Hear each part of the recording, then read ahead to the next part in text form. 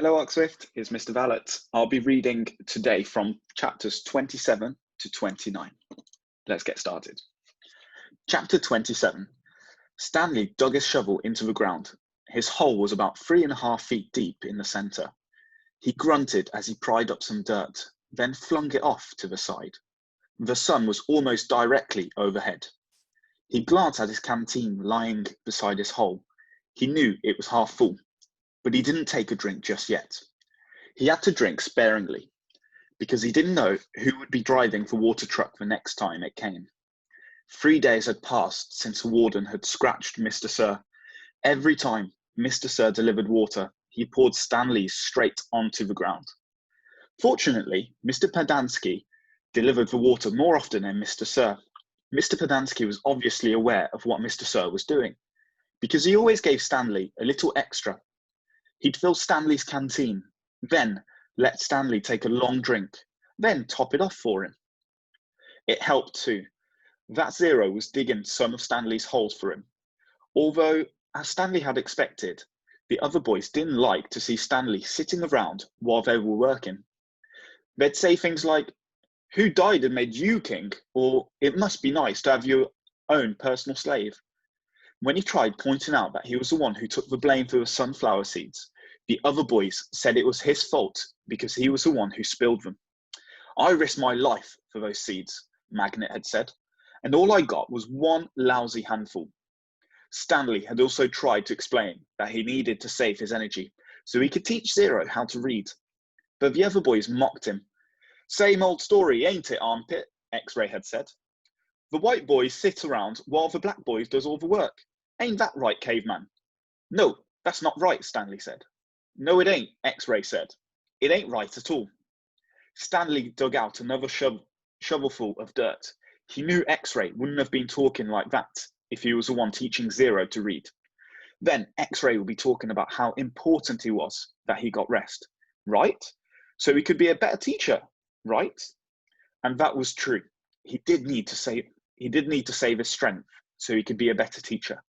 Although Zero was a quick learner, sometimes, in fact, Stanley hoped the warden was watching them with her secret cameras and microphones, so she'd know that Zero wasn't as stupid as everyone thought. From across the lake, he could see the approaching dust cloud. He took a drink from his canteen, then waited to see who was driving the truck. Then swelling of Mr. Sir's face had gone down, but it was still a little puffy. There had been 3 scratches made down his cheek. 2 of the marks had faded, but the middle scratch must have been the deepest, because it still remained. It was a jagged purple line running from below his eye to below his mouth, like a tattoo of a scar. Stanley waited in line, then handed him his canteen. Mr. Sir helped it up to his ear and shook it. He smiled at the swishing sound. Stanley hoped he wouldn't dump it out. To his surprise, Mr. Sir held the canteen under the stream of water and filled it. "Wait here," he said.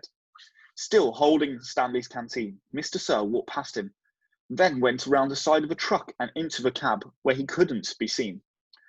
"What's he doing in there?" asked Zero. "I wish I knew," said Stanley. A short while after, Mr. Sir came out of the truck and handed Stanley his canteen. It was still full. "Thank you, Mr. Sir." Mr. Sir smiled at him. "What are you waiting for?" he asked.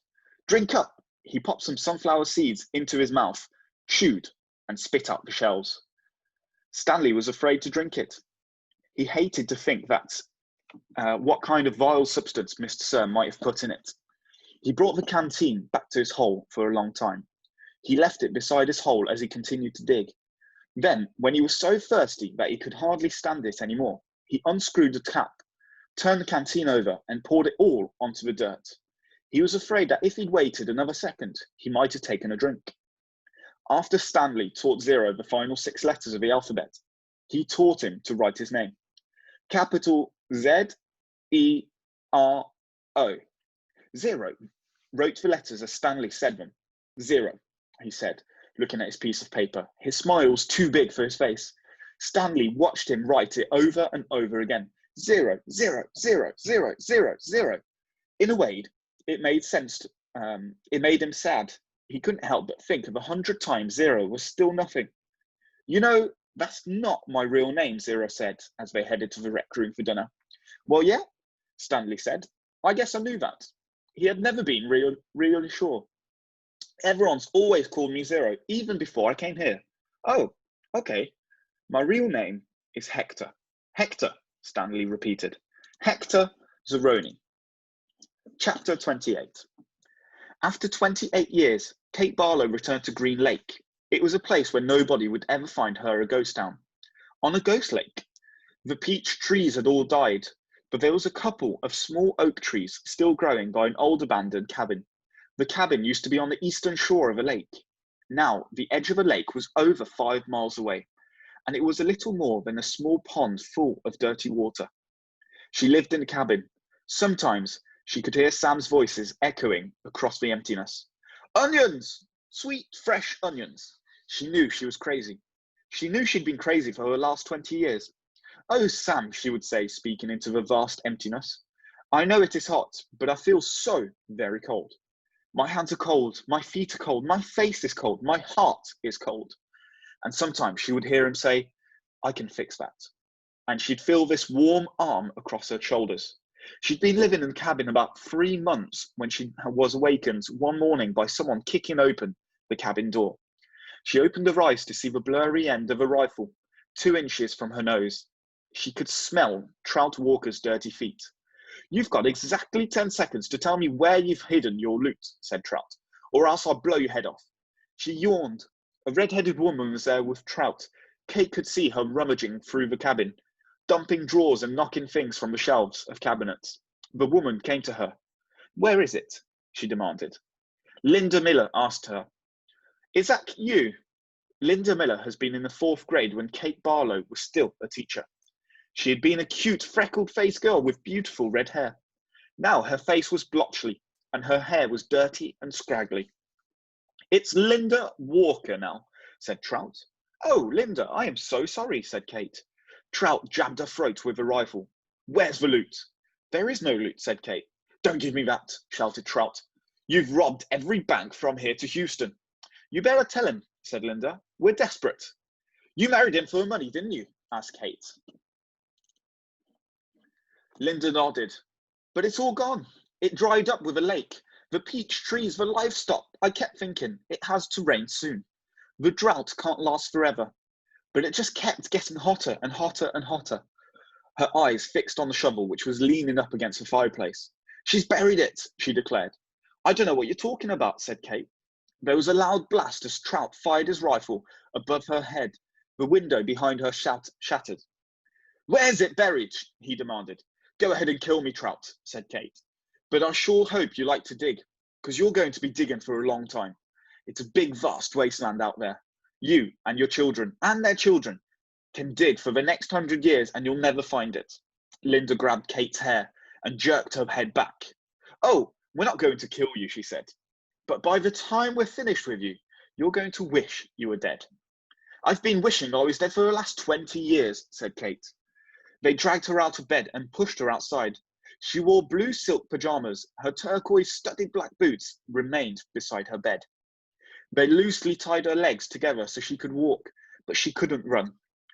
They made her walk barefoot on the ground. They wouldn't let her stop talking. Not until you take us to the loot, said Trout. Linda hit Kate on the back of her legs with a shovel. You're going to take us to it sooner or later, so you might as well make it sooner. She walked one way, then the other, until her feet were black and blistered. Whenever she stopped, Linda whacked her with a shovel. I'm losing my patience, warned Trout. She felt the shovel jabbed into her back, and she felt hard on the ground. Get up, ordered Linda. Kate struggled to her feet. We're being easy on you today, said Trout. It's just going to keep getting worse and worse for you until you take us to it. Look out, shouted Linda. A lizard leaped towards them. Kate could see a big red eyes. Linda tried to hit it with a shovel, and Trout shot at it, but they both missed. The lizard landed on Kate's bare ankles. Its sharp black teeth bit into her leg. Its white tongue lapped up the droplets of blood that she licked out the wound. Kate smiled. There was nothing they could do to her anymore. Start digging, she said. Where is it? Linda screeched. Where'd you bury it? Trout demanded. Kate Barlow, died laughing. Chapter 29. There was a change in the weather, for the worse. The air became unbearably humid.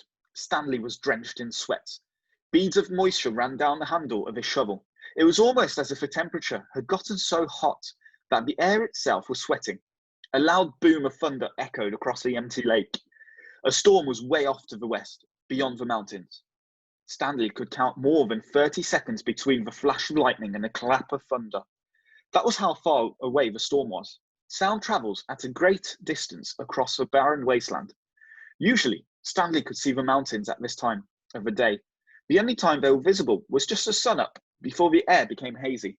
Now, however, the sky was very dark off to the west, and every time into the lightning flashed, the dark shape of the mountains would barely appear.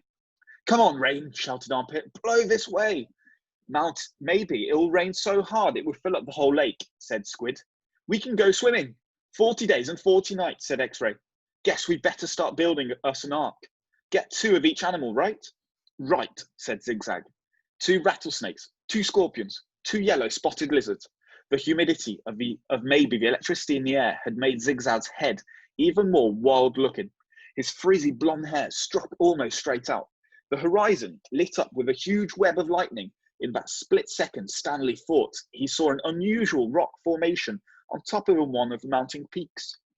The peak looked to him exactly like a giant fist, with a thumb striking straight up. Then it was gone, and Stanley wasn't sure whether he'd seen it or not. "I found refuge on God's thumb."